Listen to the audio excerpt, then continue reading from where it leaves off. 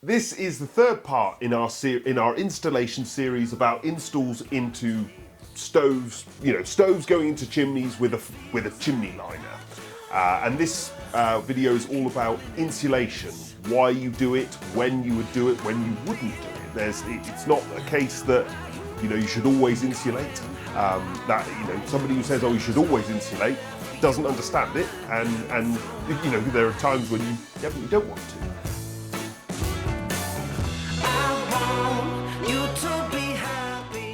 Are you a fan of insulating? As a general rule, I try to avoid it. My first position is let's not insulate. So currently, both my chimneys aren't insulated.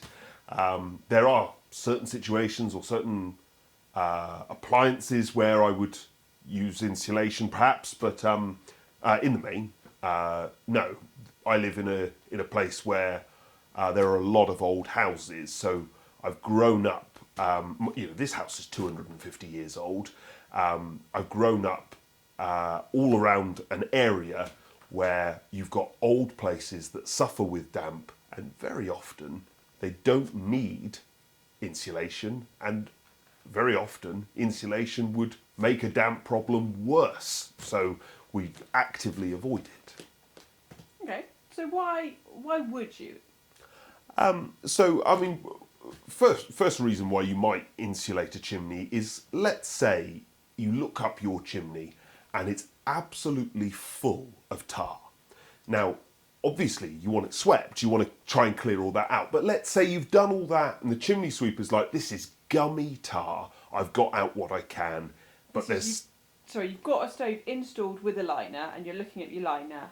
No. So you haven't done you haven't done this. You haven't done an installation. Okay. You're looking at your chimney, Okay. and you've tried to have it swept and cleaned out, but you've got loads of tar in there, and your chimney sweep said, "I can't get the rest of it out," and it is a fire risk because when you put a liner, if you can see that, Yeah. a metal liner, when you put that down a chimney, obviously that flue can get to 1,000 degrees. I mean, it shouldn't get to 1,000 degrees. It should normally be between sort of 200 and 300, but that's plenty hot enough to melt tar, potentially ignite tar, certainly make it smoke and start causing problems.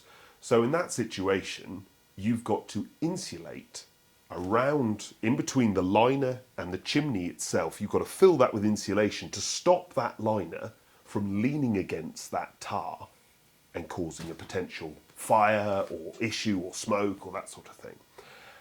So that's a perfectly valid reason why you would do it. Another valid reason would be you've got a very cold, exposed flue. You'll see houses where the chimney is sort of built out of the building.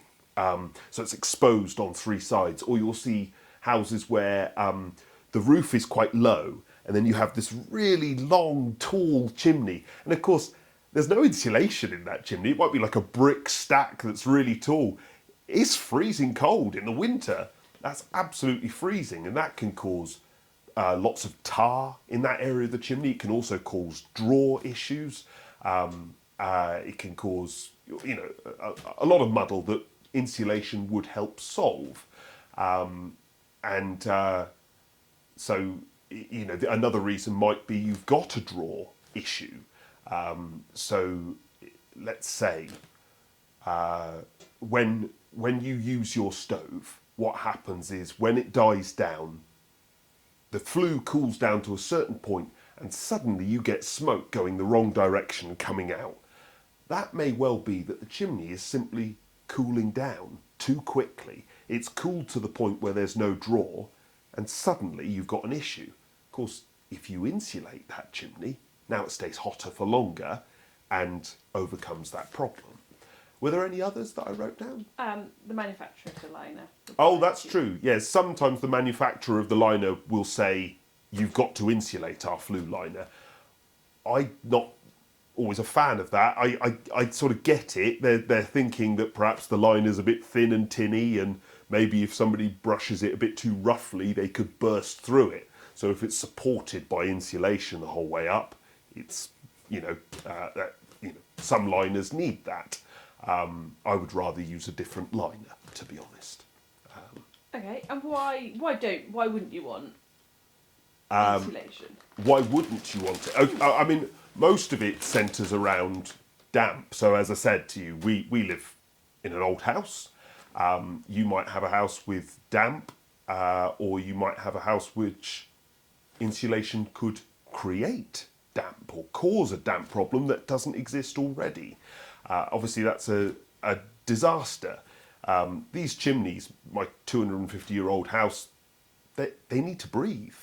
You know, we've become obsessed with efficiency and sealing stuff up, but old buildings weren't built with that ethos in mind. They were built to leak a bit. They need air rushing up and down. Typically when you do installations, I forgot to mention in the first installation video, but typically you will vent the plate at the base of the chimney, and you will vent the chimney at the top of the stack to create airflow. So you don't fill it with insulation, and you vent top and bottom to allow this air movement, because particularly old buildings need that to stay dry.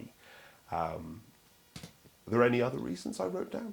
I mean, obviously it's expensive. Oh, and well, again, yeah. so it's not the sort of thing where you just go, oh, well, we'll just do it just in case. Yes, it isn't something where you go, oh, belt and braces, let's do it regardless, because it can cause problems. So you do it when you need to, and when you need to, it's expensive because it complicates the installation. You're buying a whole load more product, whichever method you use. So yeah, it's expensive. Don't do it unless you have to. So if you do need to, what types of insulation are there? Okay, so there are three or two main types, but there is a third which I've been learning about recently. The most common one is granules. So this is vermiculite, which is fireproof insulation. I love it when you put it on my carpet. Yeah. This is the cheapest option and the most widely used option. Then you have, and of course you just put your liner down, seal your plate, pour it down, so it's very easy to install. Then it's surprising the amount of those you put. I mean, that's maybe. Oh yeah, this is just like a little bit that's been collected up, and I asked to borrow from somebody, but you'd often need. Oh yeah, you use hundreds of litres of it. Loads of it. Yeah, hundreds of litres. This is a chimney wrap, and of course here's our liner here, and you basically lay the liner across it, and then wrap it up in it, and it's all sort of Velcro together. And presumably you have to do that before you put. Yeah, the installation of this is a nightmare, because normally this is like a big wobbly rolled up tube, and it's light. You carry it up on your chimney, feed it down nice and easily. When you're doing this, you've got to wrap all this stuff around. You've got this massive, unruly, heavy. It's a nightmare. Often you're sort of dragging it up a chimney because you can't carry it onto the roof to take it down. It's obviously for use in big chimneys, because it won't go down a small chimney, but once you've added this, and it's not going to bend around corners so much. The idea with this is, if you've got a huge chimney, filling it up with granules is going to take up, well, you're going to use a huge amount of it. So if you've got a big chimney, you use this stuff. There's plenty of room, you can drag it up, but horrible installation. Okay, and then the third type. Oh, well, the third type is a sort of, it's almost like a liner within a liner.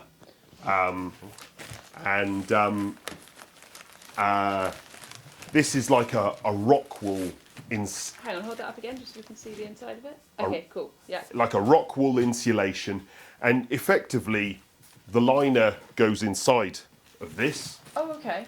Or this wraps around the liner, and then you have a second. You could just they do actually do this product, so you could have that instead of that other wrap. But this new product is they've got the inner liner, then a layer of this, and then an outer liner. Again, it creates this massive unruly thing that you can't bend, and it's a flipping nightmare. But quite a neat solution. The most common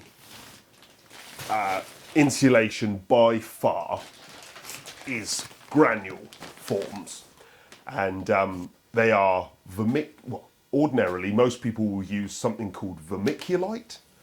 Perlite is a name you may have heard of, and Leca as well. Leca is an abbreviation, and forgive me, I've forgotten what the abbreviation stands for. But basically, they're all granules that you chuck down the chimney. Vermiculite's the cheap one, so that's what everyone uses. It's very, very widely used. Any avid gardeners around who are watching will know that vermiculite has wonderful water absorption properties, hence the damp issue. If you've got a chimney that gets damp and then you fill it up with this stuff, it's like filling it up with a giant sponge. It just holds the water. The worst I have ever heard of, and luckily I was no part of this installation, but they put tons of it in an old building and it filled up with water and took the entire gable end off the side of the house. Gosh. Because they had maybe 2,000 litres, and of course once you filled that up, that's 2 tons of water. Literally just took the side of a building off. So you don't just blindly use this stuff. If you do, if you're just putting it in every chimney, stop. It will go wrong and you will regret it. It's This is probably the cheapest option. It is the cheapest option, so it's the most widely used, but you do have to be careful with it. If you've got smaller chimneys, and particularly more modern places or places with no damp issues, then use it. That's great. You can insulate, you've got a big tall stack coming out the top of your roof, and it's all alone, standing in no man's land, but it's not a huge, great big thing, it's a small thing. You're not going to need too much of this stuff. So you pour it down, even if it did get damp, you've used 200 litres. It's like 200 kilos. It's nothing where a chimney's concerned. And you use your stove and you dry it out. But yeah, it needs a little bit of thought when you use this stuff. And you don't tend to use it in very old houses or very big chimneys. Okay, what's the difference between that and perlite and Leca. Leca? So those two don't have the same water absorption properties. They can still cause damp because you're filling up voids that need air rushing through them and you're filling it all up. And that's all very well in a modern place, but in an old place, it's not a great idea. Okay, so the wrap is more expensive, isn't it? Yes, yeah, typically. But of course, the only time you use it is in an enormous chimney. So if you had to put thousands and thousands of litres of this stuff down, it would get very expensive. And of course, then the wrap becomes a cheap option. I was told this story when I was a kid.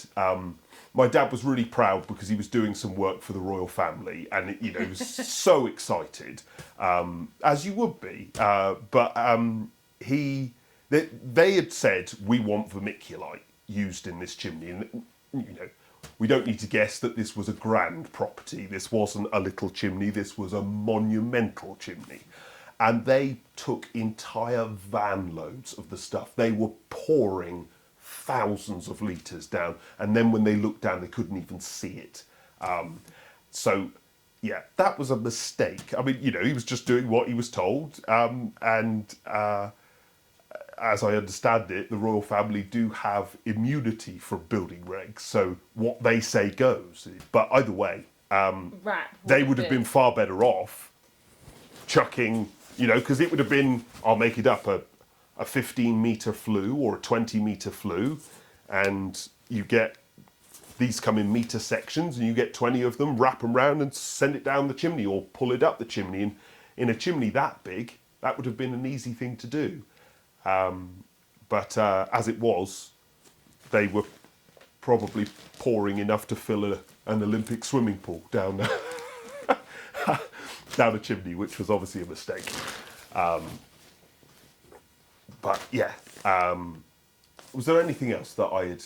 No, I think we've covered all the things. Yeah, I hope that's helpful. If you have any questions, do just chuck me a comment. You can also email me or whatever.